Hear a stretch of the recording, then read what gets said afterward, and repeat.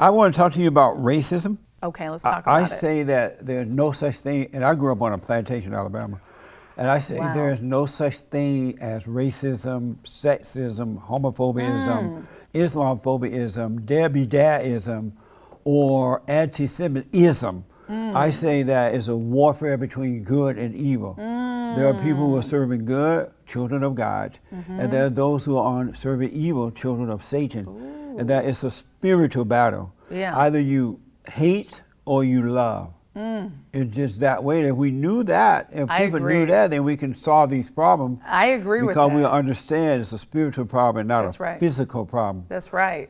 That is so true. Yeah. I mean, that's how I was raised. Yeah, my dad used to tell me that all the time, Yeah. right? That's why I didn't care if someone says, what are you? Are you black? Are you That's white? right. Are you this? Are you that? I'm a human being. Yeah. I'm Joy. Nice to meet you. That's right. Like, who are you? Not what are you? That's We're so concerned about this vessel that is made of dust and will go back to dust. It's Yes. nothing. This is how I happen to look. Great. And I love dressing it up, making sure it's healthy, making sure I look good. Right. You know, I love shining, love being a woman, makeup, hair. That's right. But at the end of the day, this is what matters. When I was growing up under the Jim Crow laws and the whole deal, not one time did I hear the word racism. It didn't exist. Wow. It was either right or wrong. Yes. They taught us there were good white people and bad white people, good black people and bad black people. It's the God that you serve. That word only came about after the civil rights movement started. Yeah. And they wanted to use the people for their own personal gain. They wanted to be the leaders of the blacks, and they wanted to put fear into the whites. Division. Yeah, so they made up these words to divide. Yeah. But as children of God, we're supposed to be one. That's right. But they divided that by making up these words, taking the fathers out of the homes, and just creating a mess. Yes. So we try to get people to understand the spirit about it.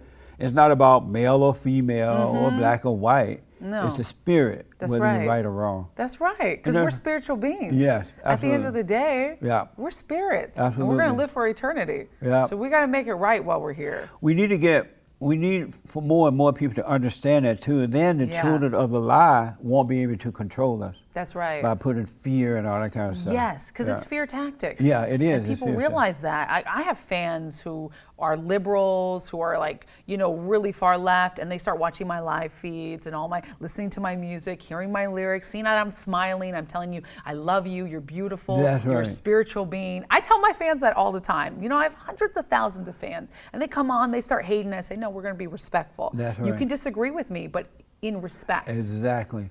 How do your Christian friends treat you, knowing you support LGBT kind of stuff? Most of my Christian friends are fine with that. Yeah. I have Christian friends who are like you, who say they don't agree with it. Right. And that's fine. Yeah. And I let them have their right to disagree with it. Yeah. But they also know I support LGBT. Right. I mean, for me, I live in Los Angeles, and I'm in Hollywood. I'm around LGBT all the time. Now, I don't support necessarily the politicizing of LGBT, right. but I have amazing friends like Brandon Strock of Walk Away who are gay, and it doesn't make a difference between us, because at the end of the day, we're talking about what matters to us. It's just like, I have a friend who's Asian. It doesn't matter. I don't care what body you're in, or who you love, or what you identify, or what God you worship. As long as you're treating me with kindness, you're treating others with kindness. Because that's the biggest thing. I have people who identify as Christian, and they'd be full of hate. I'm like, you're not like Christ. Yeah, I see that a lot. Christ hung out with the prostitutes. He preached to them. He taught them. He said, I love you. You're beautiful, no matter what you've been through. That's why, like, even in the abortion context, like, women who've had abortions, we can't be hating on them. That's right. Like, oh, you're a baby murderer. They know what they've done. That's right. They want love. They need forgiveness. Absolutely. I've noticed that straight, white, conservative Christian men the devil are the most hated.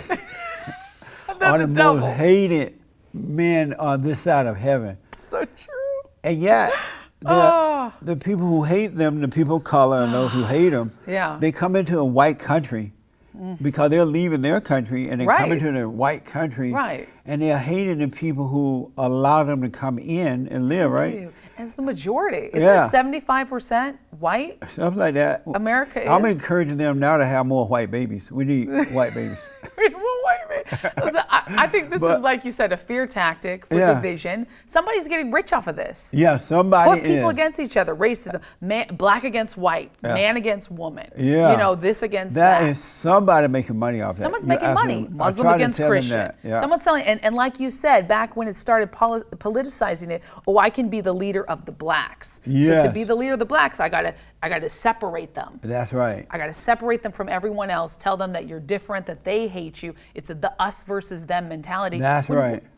When you look at the world, when you look at any place, you walk outside, you go to a restaurant, people of all different colors, shapes, and sizes are talking freely. Yeah.